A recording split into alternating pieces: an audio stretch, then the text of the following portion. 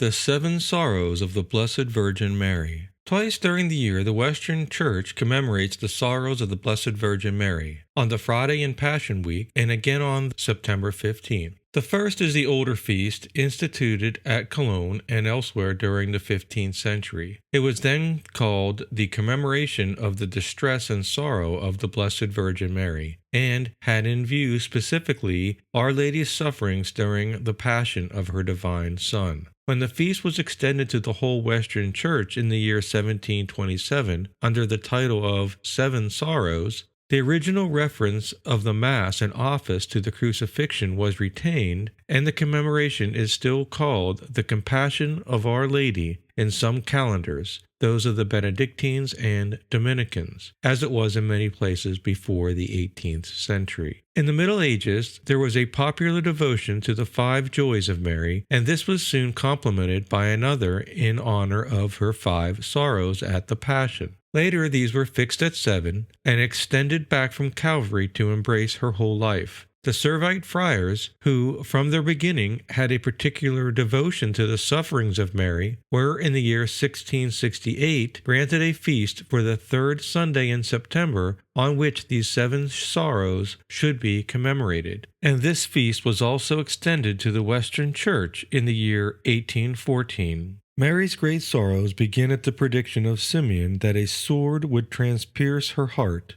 Soon afterwards, she was obliged to flee with the newborn infant, already an object of a fatal search. She lost him in the temple for 3 inexpressibly painful days. She met him on the road to Calvary, and the sight indeed pierced her heart. She saw him die, heard his final cry, and witnessed the opening of his side with the effusion of his last drops of blood mingled with water. She received in her arms the inert body of the most beautiful of the sons of men. Finally, she was obliged to depose him in a tomb, leave him there, and return with her adopted son John to a deicidal Jerusalem. The Queen of Martyrs has never ceased to encourage her children on earth to bear their own crosses, which complement the Passion of Christ. He suffered first the ordinary contradictions of life. For 3 years he was taunted and regarded as a menace by those who should have recognized him and his mission. He knew hunger, cold, and fatigue. He slept so heavily in a boat amid a tempest that we can only suppose he was exhausted. He knew what it was to be abandoned in need, and to lose, to the empire of various passions, followers he had called his.